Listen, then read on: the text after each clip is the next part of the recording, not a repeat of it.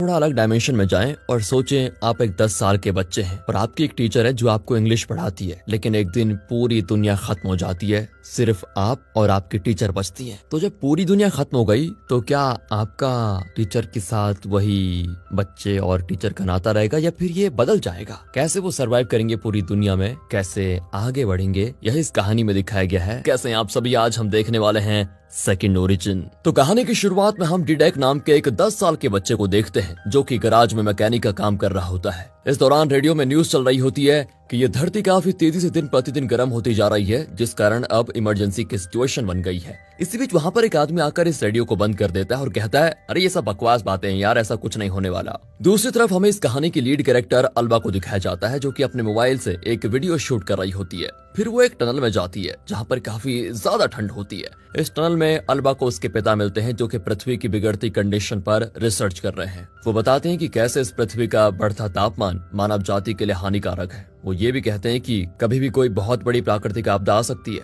जिसमें सब कुछ एक ही झटके में खत्म हो जाएगा। उनसे मिलने के बाद अल्बा जाकर अब डिडेक और उसकी माँ से मिलती है। दरअसल डिडेक अल्बा का स्टूडेंट है, उसे अल्बा इंग्लिश पढ़ाती है। इसी बीच कुछ और बदमाश लड़के आकर डिडेक को उल्टा सीधा बोलने के साथ उसे परेशान भी करने लग जाते हैं, जिन्हें फिर डिडेक की माँ डांट कर भगा देती है। लेकिन वो जाते जाते डिडेक को धमकी देते हुए जाते हैं कि हम तुझे छोड़ेंगे नहीं। इसके बाद अल्बा अपने घर पर आती है जहाँ पर कुछ देर के बाद उसके पिता उससे बताते हैं कि बेटी, मुझे अब किसी जरूरी काम की वजह से बार्सिलोना जाना है। वो भी अपने रिसर्च पेपर्स अंदर रखकर चले जाते हैं। इसके बाद इधर डिडेक को रास्ते में वही बच्चे मिल जाते हैं जो कि डिडेक को मारने के साथ साथ उसे उठाकर लेक में फेंक देते हैं। ये सब कुछ वहाँ से गुजर रही अल्बा देख लेती है और तुरंत ही बिना कुछ सोचे पानी में छलांग लगा देती है। डिडेक बेचारा काफी गहराई तक डूब गया था, इसलिए अल्बा भी नीचे तक जाकर उसको लेकर बाहर निकलती है। और जब ये लोग पानी के अंदर होते हैं तभी ऊपर काफी जोर से बिजली चमकती है, जिसके थोड़े झटके अल्बा को पानी के अंदर भी महसूस होते हैं। पर वो और डिडेक पानी के काफी ज्यादा अंदर थे, इस वजह से वो दोनों बच जाते हैं, क्योंकि जब अल्बा डिडेक को पानी से बाहर लेकर आती है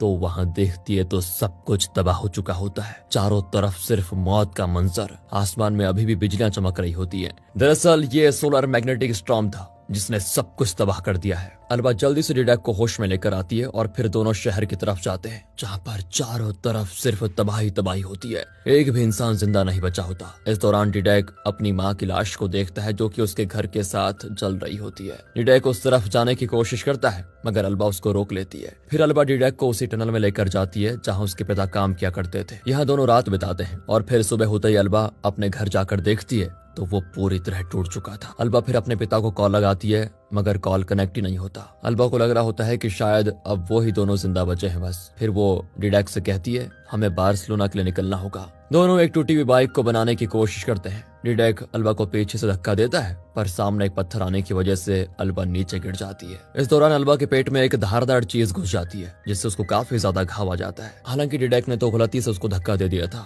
अब इस जख्म की वजह से दोनों यहीं पर रुक जाते हैं। कुछ देर के बाद डिडेक देखता है कि अल्बा के जख्म की वजह से उसे इन्फेक्शन हो गया है। वो अल्बा से कहता है कि तुम्हें बुखार भी हो गया है और मैं काम करता हूँ, तुम्हारे लिए बाहर से दवा लेकर आता हूँ। लेकिन अल्बा उसको मना कर देती है। वो कहती है बाहर खतरा है, तुम वहां मत जाओ। इतना कहकर वो दोबारा सो जाती है मगर डिडेक फिर भी डरते हुए एक साइकिल लेकर मेडिसिन के लिए निकल जाता है। कुछ देर के बाद वो अल्बा के लिए मेडिसिन लेकर आ भी जाता है और साथ ही उसके घाव की मरहम पट्टी करता है। फिर वो वहां पर मौजूद एक ट्रैक्टर को बनाने में लग जाता है। अल्बा जब उठती है तो उसके घाव एकदम सही हो चुके होते हैं। वो इसके लिए डिडेक को शुक्रिया अदा भी करती है। फिर दोनों रात को सो जाते हैं।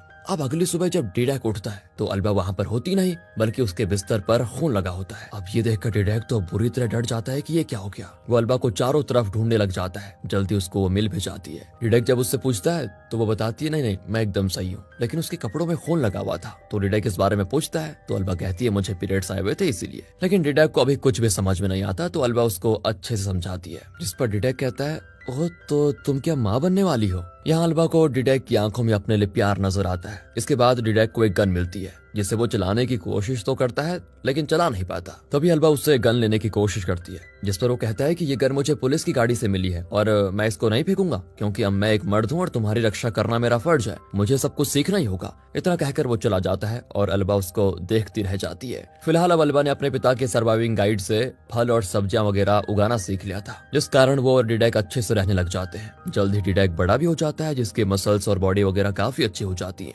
अब उसे देखकर अल्बा काफी इम्प्रेस भी होती है क्योंकि कभी वो डिडेक को तो कभी डिडेक उसको घूरता रहता है। अब ये दोनों दिन पर दिन एक दूसरे को काफी अट्रैक्ट करने लग जाते हैं। एक दिन तो डिडेक हिम्मत करके अल्बा को किस करके भाग जाता है। उसी रात काफी तेज तूफान आता है, जिस कारण इन लोगों का गार्डन पूरी तरह तबाह हो जाता है। अब ये देखकर अल्बा कहती है कि हमें अब बार्सिलोना चला जाना चाहिए। डिडेक ने भी ट्रैक्टर बना लिया है, जिसको देखकर अल्बा काफी खुश होती है और उसको गले लगा लेती है। बस फिर क्या था, ये लोग जल्दी से उसमें बैठकर बार्सिलोना पहुंच जाते हैं, जहां चारों तरफ सिर्फ तबाही तबाही होती है। यहाँ आकर अल्बा अपने पिता को फोन लगाती है, पर वो कनेक्ट नहीं होता, तो अल्बा को लगता है कि शायद वो जिंदा नहीं बचे। फिर ये लोग एक तबाह हो चुके स्टेडियम में जाते हैं, जहाँ पर डिडेक फुटबॉल के साथ खेलता है और अल्बा उसको चीयर करती है। यहाँ अल्बा डिडेक की बॉडी देखकर काफी और इम्प्रेस हो जाती है मतलब। फिर ये लोग एक जगह पर रात बिताने के लिए रुकते हैं, जहाँ पर अल्बा खुद को रोक नहीं पाती एंड दोनों इंटीमेट हो जाते हैं। इस घटना के बाद तो दोनों काफी अच्छी तरह साथ में रहने लग जाते हैं। डिडेक अल्बा के लिए घर बनाता है और फिर एक दिन अल्बा डिडेक को खुशखबरी देती है कि मैं माँ बनने वाली हूँ। कुछ महीने के बाद वो एक लड़के को जन्म भी देती है, जिसकी डिलीवरी डिडेक खुद करता है और ये दोनों अपने इस बेटे का नाम काय रखते हैं। डिडेक और अल्बा अपने इस नई जिंदगी से काफी खुश थे। दोनों को एक परिवार मिल गया था। अब एक दिन ऐसे ही अल्बा को समुद्र पर एक बोट दिखती है। वो तुरंत उस बारे में डिडेक से बताती है, क्योंकि उसे उम्मीद होती है कि शायद कोई और भी जिंदा है। लेकिन डिडेक अल्बा को करीब जाने से मना करता है, कहता है खतरा भी हो सकता है, पर फिर भी वो जाती है।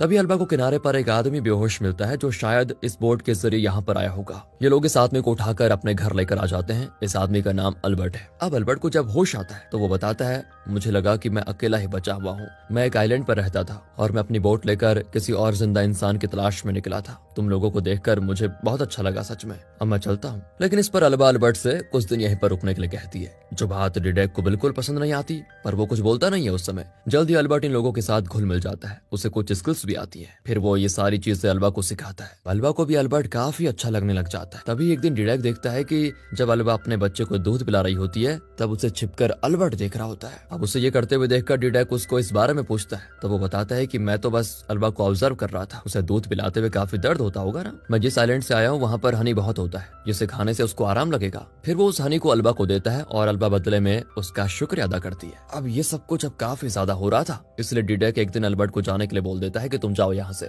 जिसके लिए अल्बर्ट भी तैयार हो जाता है। और जब वो जा ही रहा होता है तो वो कहता है कि जाने से पहले मैं तुम लोगों के साथ अपनी बोट पर एक रात पार्टी करना चाहता हूँ। अब उसकी इस बात को डिडेक और अल्बा ना नहीं कर पाते और मान जाते हैं। दोनों साथ में अल्बर्ट की बोट पर काफी एंजॉय करते हैं। यहाँ अल्बर्ट अल्बा और डिडेक के लिए एक मूवी चलाता है, जिसको देखने के बाद दोनों सो जाते हैं। और जब सुबह होती है तो दोनों देखते हैं कि अल्बर्ट उन्हें अपनी बोट पर काफी दूर लेकर आ गया है। अब डिडेक अल्बर्ट से इस चीज को लेकर लड़ने लग जाता है कि तुम कहाँ लेकर आ गए हमें। तो अल्बर्ट डिडेक को पानी में फेंक देता है, जो देखकर अल्बा भी तुरंत पानी में कूद जाती है उसे बचाने के लिए। यहाँ अल्बर्ट मौका देखकर दोनों को छोड़ देता है और उनके बच्चे काय को लेकर चला जाता है। डिडेक और अल्बा बेचारे क्या ही कर सकते थे, इसलिए वो लोग किनारे पर आ जाते हैं। अल्बा भी अपने बच्चे को लेकर काफी परेशान होती है। अब इन दोनों को याद आता है कि अल्बर्ट के पास हनी था। जरूर वो एक ऐसे आइलैंड पर रहता होगा जहाँ पर हनी काफी ज्यादा मात्रा में मिलता है। फिर ये लोग कुछ किताब वगैरह की मदद से एक बोट के जरिए उस आइलैंड पर पहुंच जाते हैं। और जिस बोट से दोनों गए होते हैं वो काफी पुरानी होती है। उसे डिडेक ने किसी तरह मरम्मत करके तैयार किया था। साथ ही डिडेक ने अपने पास एक गन भी रखी होती है। और अब जैसे ही दोनों उस आइलैंड पर पहुंचते हैं, वहाँ पर इन्हें काय के रोने की आवाज आती है।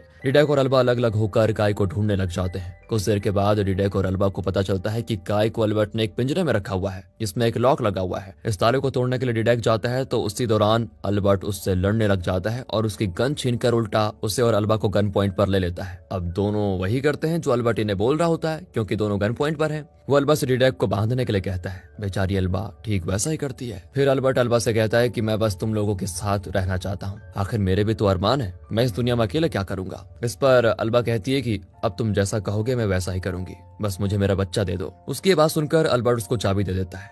अपने बच्चे को पाते अल्बा उसको दूध पिलाने लग जाती है, जिस दौरान ये अल्बर्ट काफी गंदी नजरों से उसको देख रहा होता है। ये देखकर डिडेक अल्बर्ट को काफी बुरा भला भी कह देता है। तभी अल्बर्ट डिडेक को सबक सिखाने के लिए उसके पास जाने लग जाता है। ये देखकर अल्बा भी अपने बच्चे को लेकर यहाँ से भाग खड़ी होती है। अल्बर्ट भी उसके पीछे पीछे जाता है। फिर अल्बा कैसे भी करके अल्बर्ट को चकमा देकर दूसरी तरफ आ जाती है। जल्दी से वो डिडेक को खोलने लग जाती है। तभी अल्बर्ट दूसरी तरफ से वहां पर आ जाता है। अब उसको देखते ही अल्बा तो डिडेक को चाकू देती है और वहां से भागने की कोशिश करती है। तब तक डिडेक ने अपनी रस्सियां काट भी दी थी। इधर अल्बर्ट अल्बा को भागते हुए देखकर उसके पैर में गोली मार देता है। डिडेक भी जब अल्बर्ट को मारना चाहता है तो अल्बर्ट उल्टा उससे गोली मार देता है। लेकिन डिडेक भी मरने से पहले अल्बर्ट के गले में चाकू मारकर उसकी जान ले लेता है। लेकिन गोली लगने के कारण अब डिडेक भी मरने वाला था, तो वो अपने बच्चे को आखिरी बार गोद में उठाता है और फिर इस गन पॉइंट पर उसकी जान चली जाती है। बात करें अलवा की तो डिडेक को हुई इस अचानक मौत से वो काफी ज्यादा दुखी होती है। वो अपने बच्चे के साथ बोट से वापस आने के दौरान डिडेक की लाश को पानी में डाल देती है और फिर उस पे आग लग जाती है और फिर आगे अपना सफर शुरू करती है। फिर अपने बच्चे का पालन पोषण करके कुछ साल के बाद जब अलवा का बच्चा बड़ा हो जाता है तब वो अपने पिता की तरह हरकतें करता है। अलवा की जिंदगी अब उसके बेटे काय के सहारे बढ़ रही होती है। इसी के साथ दोस्तों ये सर्वाइवल मूवी यहाँ पर खत्म होती है।